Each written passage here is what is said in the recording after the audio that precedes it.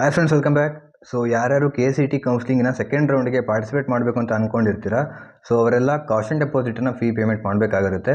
Caution deposit around 1,00,000 rupees ಇರುತ್ತೆ. So ಅಷ್ಟು ನೀವು ಫೀ ಪೇಮೆಂಟ್ ಮಾಡಬೇಕಾಗಿರುತ್ತೆ. ಸೊ ಈ ಒಂದು ಕಾಶನ್ ಡೆಪಾಸಿಟ್ಟು ಪೇ ಮಾಡೋದು ಎಲ್ಲ ಸ್ಟೂಡೆಂಟ್ಸ್ಗೂ ಕೂಡ ಕಂಪಲ್ಸರಿ ಇರೋದಿಲ್ಲ.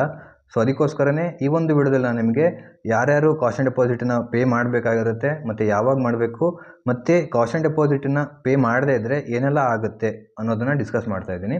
ಸೊ ಮೊದಲನೇದಾಗಿ ನಿಮಗೆ ಫಸ್ಟ್ ರೌಂಡ್ ರಿಸಲ್ಟ್ಸು ಅನೌನ್ಸ್ ಆಗಿದೆ. ಸೊ ಚಾಯ್ಸ್ ಎಂಟ್ರಿ ಕೂಡ ನಿಮಗೆ ಸ್ಟಾರ್ಟ್ ಆಗಿದೆ. ಸೊ ಐ ಥಿಂಕ್ ನೀವು ಚಾಯ್ಸ್ ಎಂಟ್ರಿ ಮಾಡಿರ್ತೀರ ಅಂತ ಅಂದ್ಕೊಂಡಿದ್ದೀನಿ. ಚಾಯ್ಸ್ ಅಂತಂದರೆ ನಿಮಗೆ ಸಿಕ್ಕಿರುವಂಥ ಸೀಟು ಸ್ಯಾಟಿಸ್ಫೈ ಆಗಿದೆ. ಸೊ ನಾನು ಅದಕ್ಕೋಸ್ಕರ ಅಲ್ಲೇ ಅಡ್ಮಿಷನ್ ಮಾಡಿಸ್ಕೊತೀನಿ ಅಂತ. ಸೊ ಅದರಲ್ಲಿ ಏನೂ ಚೇಂಜಸ್ ಇಲ್ಲ.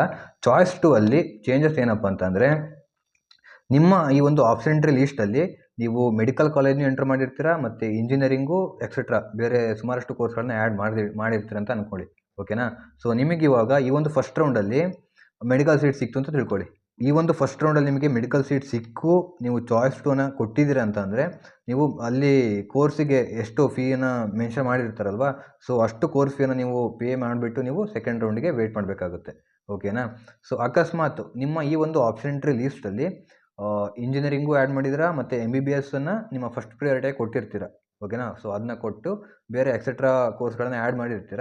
ಸೊ ಈ ಒಂದು ಫಸ್ಟ್ ರೌಂಡಲ್ಲಿ ನಿಮಗೆ ಮೆಡಿಕಲ್ ಸೀಟ್ ಸಿಕ್ಕಿರಲ್ಲ. ಅದರ ಬದಲಾಗಿ ಸಪೋಸ್ ಇವಾಗ ಇಂಜಿನಿಯರಿಂಗ್ ಸೀಟ್ ಸಿಕ್ಕಿದೆ ಅಂತ ತಿಳ್ಕೊಳ್ಳಿ. ಓಕೆನಾ?